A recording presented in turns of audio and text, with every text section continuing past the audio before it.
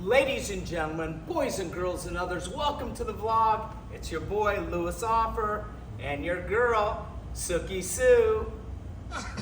Oh, Sookie, Sookie now.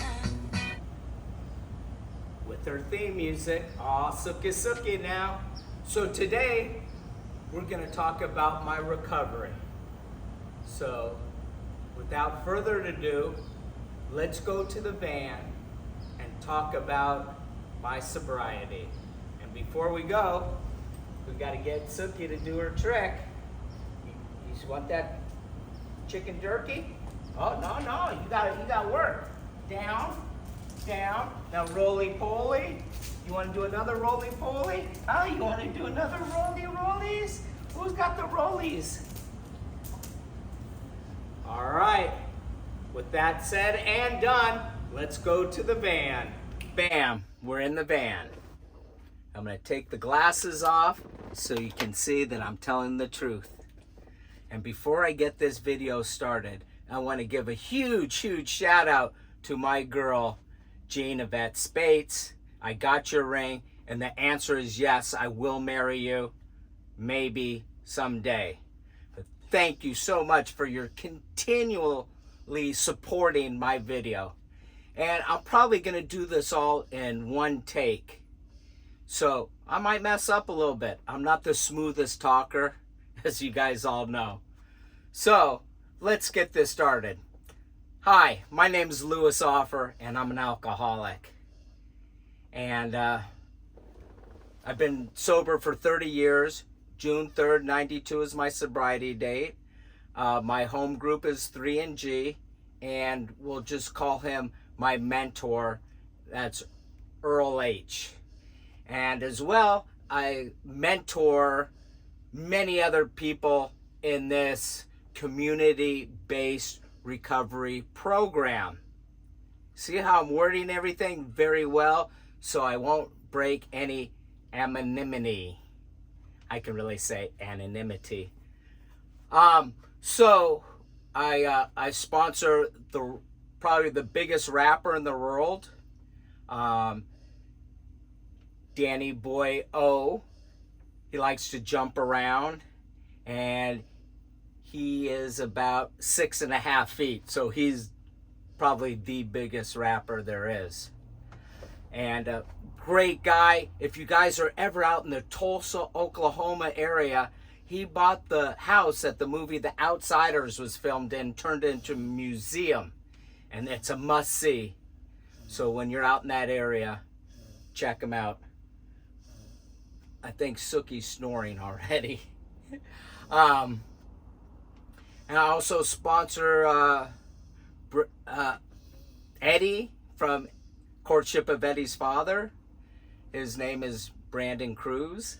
And all these people, Earl and Danny and Brandon, I asked them all if I could use them in this video, and they agreed. So no anonymity broken there. But I sponsor I mentor a lot of people, both men and women. And for me, helping out other people is what makes me happy. I'm going to just get into my story, and it's not a lot of story with me, you know. I was the youngest kid. Back when I grew up, it was kind of just, I ran amok. I was like a feral kid, hung in Venice, Santa Monica, and just everybody. Probably at the age of 12, I smoked weed for the first time. My brother and sister were older than me. It was around, so I knew about it. I went to West Hollywood Elementary School, and one day I went to the store on the Sunset Strip. It was called The Psychedelic Conspiracy. And I bought a little book that had all these little miniature $100 bills. This is elementary school. I'm a little kid. I didn't know. I'm like, oh, this is great.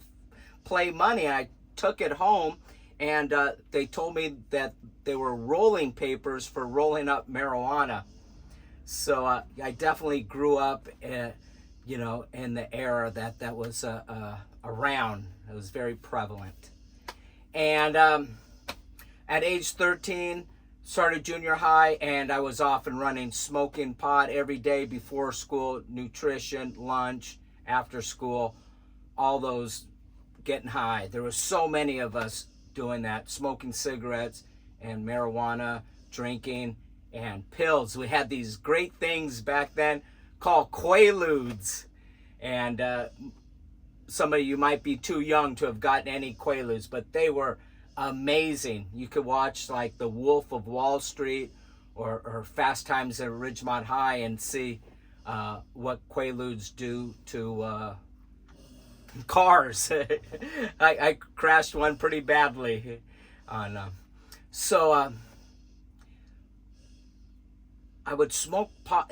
My drinking and using was kind of like Groundhog's Day, you know. It's just I would smoke pot all day, drink and take pills all night, and then snort and smoke cocaine all morning. And I just did this for many years, and you know, I was smoking cocaine in 1980 BC. That's before crack. They called it freebase. I don't know why they called it freebase. There was nothing free about it. They should have called it, it will cost you everything you have and then some base. But towards the end, I wasn't even bothering cooking it up. I did these things called Cocoa Puffs. I would put the cocaine in my cigarette. I'd take out half the tobacco, half the filter, and load it up with powder. And I was cuckoo for Cocoa Puffs. And I got really paranoid. I had big A-frame windows, A-frame roof with a big triangle-shaped windows that I spray painted black, except for a little peephole. And I'd have to stand on top of my black lacquered waterbed headboard to reach this window, the peephole. And I spent hours. I thought like the SWAT team's helicopter was out there, and they're coming down on ropes with their ninja outfits and their MP5s. And yeah, I got a little paranoid.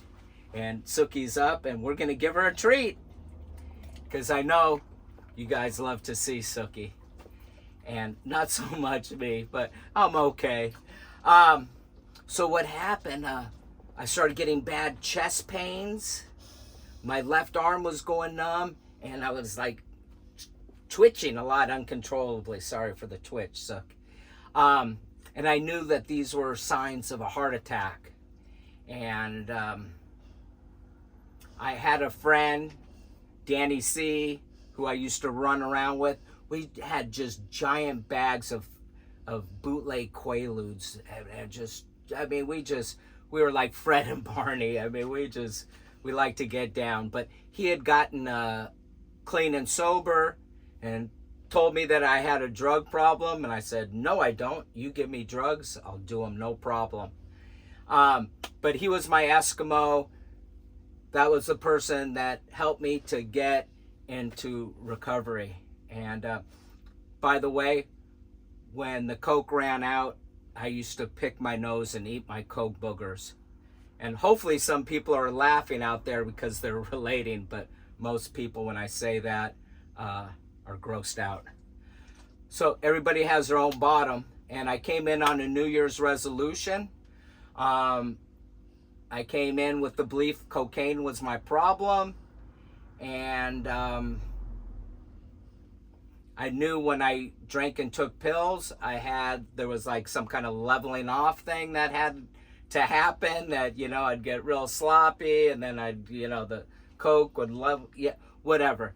But on the other hand, I knew that when I smoked weed, I didn't fiend, I didn't Jones, and I came in and I did what they call the marijuana maintenance program, and I call it a reconnaissance mission because I wasn't sober, in this community-based recovery program, and never shared, never took any chips.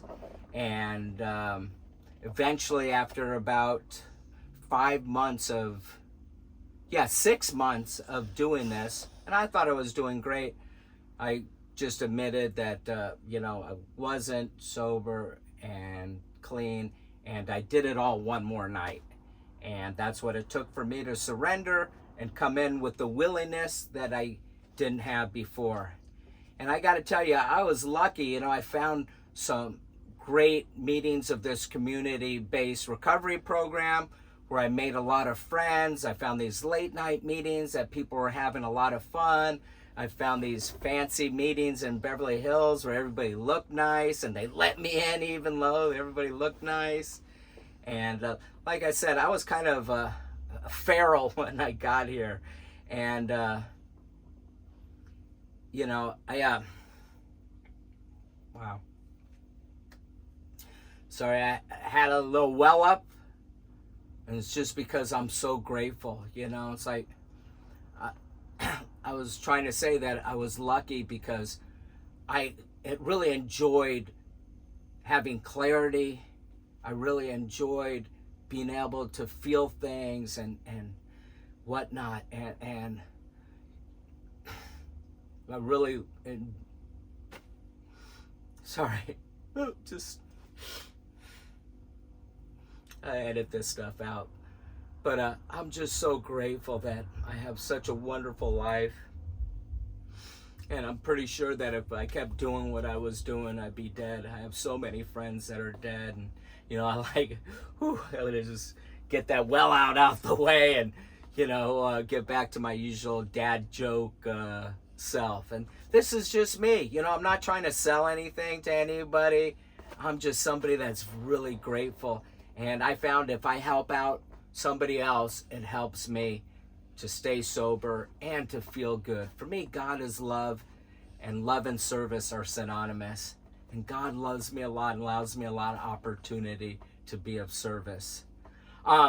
Sorry, when I speak, I tend to be all over the place. I don't have a linear talk. Man, I think that was the right word. Suki, what are you doing? Don't look over there. I'm very easily distracted. So, any day above ground's a good day. And I'm so grateful that I was able to really throw myself into this thing. And, you know, when I was new, they told me meeting makers make it. And they told me some were sicker than others. And for my first 5 years, I went to 2 or 3 meetings every day. And currently I'm doing 90 meetings in 90 days, 4 times a year. Takes a second, but I basically go every day. I think I get like maybe 5 days off a year, unless there's a leap year. So if you're new, I recommend you go to a lot of meetings of this community-based recovery program that I'm not allowed to talk about. Kind of weird, I know.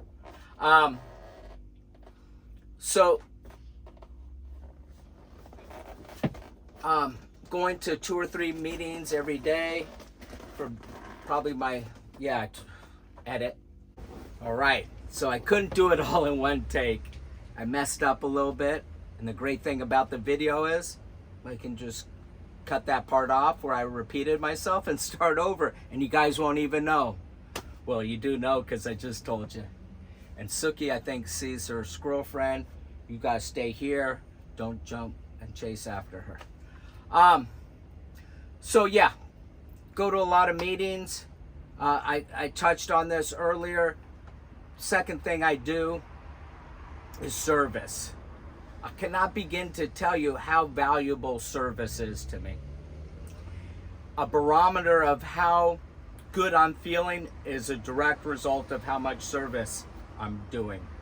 And I'll tell you a little story. This pandemic we're just getting through now, I stayed home. I'm diabetic. I didn't really go out a lot. I did meetings on Zoom, and they were really great. Thank God for Zoom. But I really enjoyed staying home. I'm very lazy. I've been retired now for 10 years. I like watching TV. I like watching movies. I like playing on the computer. I like lying in bed. I like eating all day long. And I have a bidet seat on my toilet, so I didn't need toilet paper. and I got a Berkey water filter, so I didn't need water. And but what happened was I wasn't able to be of service to myself, to others, and allow people to be of service to me. And I kind of came out with like a weird, like, I won't say depression, but definitely low self-esteem and not feeling as good as I normally do. And I got back into meetings. All of a sudden, guys were asking me to sponsor. Mentor. Like 6 guys right now that new guys that Mentoring. I'm sponsoring and taking through these 12 things that we do in this community-based recovery program I'm in.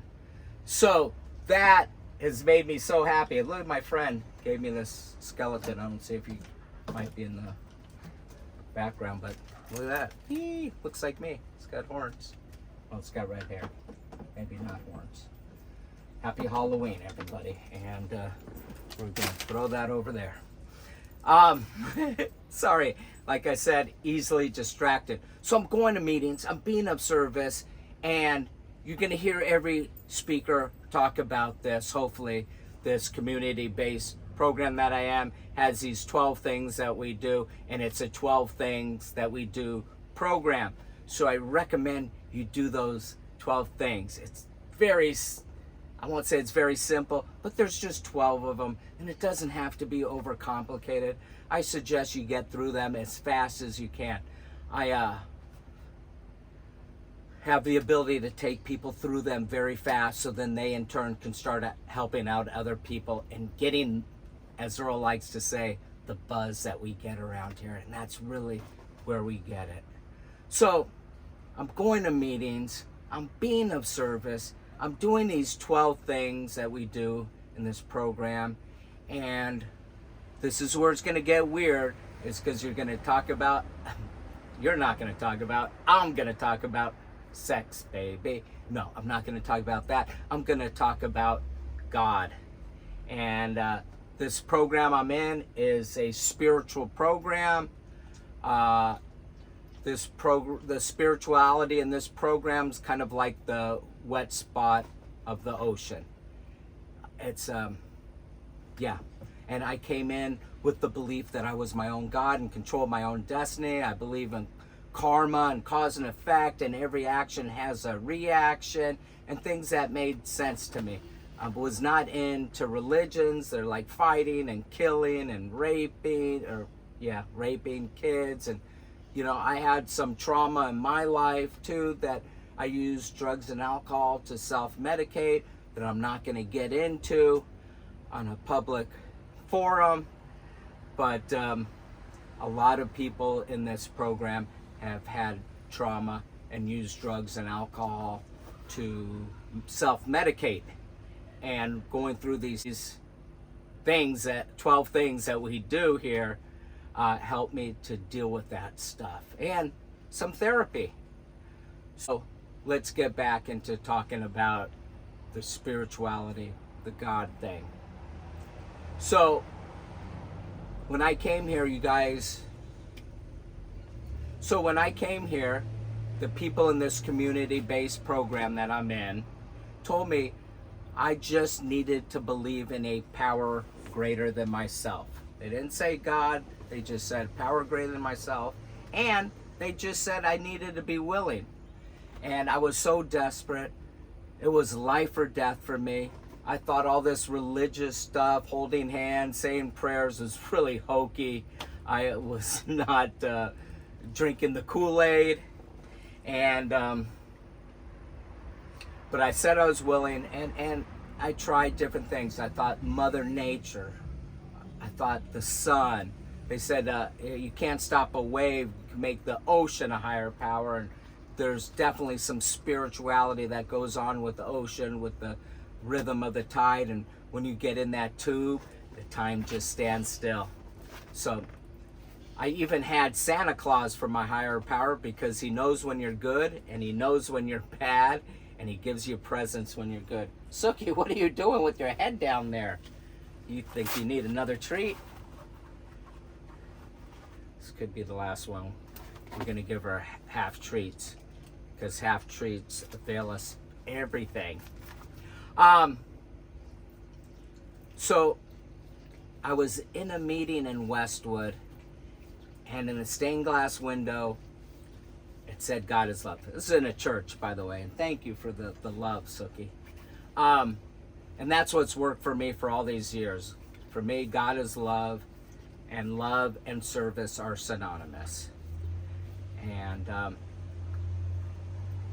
every night before I go to bed, it's actually, I stay up super late, so it's every morning. I say, God, thank you for letting me be sober. Thank you for letting me be happy and healthy. Thank you for my friends and family being happy and healthy. May my enemies be as happy as me. May I do thy will always. And may you help me to be a nicer person tomorrow than I was today. And that's basically it. I just want to be a nicer person. I want to do the right thing, like Spike Lee says. He's my spiritual guru, Spike Lee. Do the right thing. And I know the difference between right and wrong, and for the most part, I do the right thing. Sucky, stop it.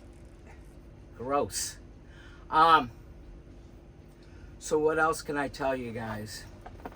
Other than I really love my life. I am so grateful.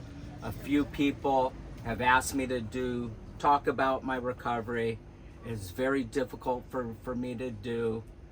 I don't have an audience, you know. It's like when I'm talking to a lot of people, I feed off of the energy. They're laughing and da-da-da, and I'm like, you know, telling all my dad jokes. You know, I used to be in another secret program before this. It was called the Freemasons, and I got a ton of recovery jokes.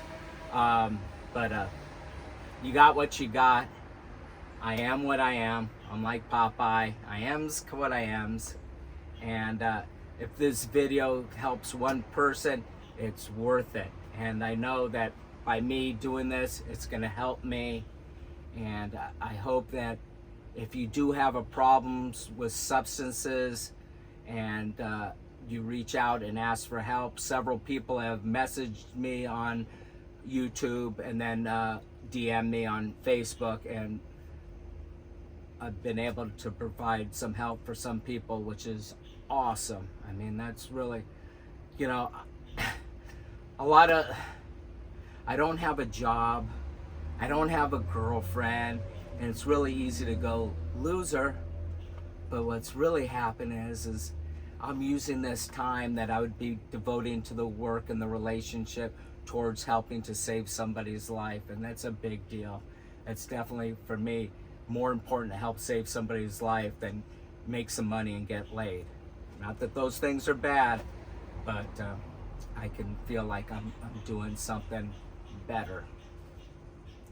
And I don't know how long I've rambled for. I could definitely keep going on and on, but I think maybe that's the gist of things, you know. Go to meetings, be of service, work the 12 things that we do, and find a power greater than yourself.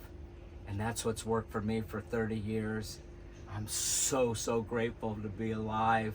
I'm so grateful to have such a wonderful life. I mean, you guys have seen me. I got a Corvette, and I got this wonderful van here too. I mean, things really don't suck for me, you know. I am just super grateful, and if there's anything I can do to help any of you all at home, will do the best of my ability to do that. And I think I'm going to end this video right now. Suki, you want another treat before we go? I got that half. Can you speak? Speak. What? Speak louder. Louder.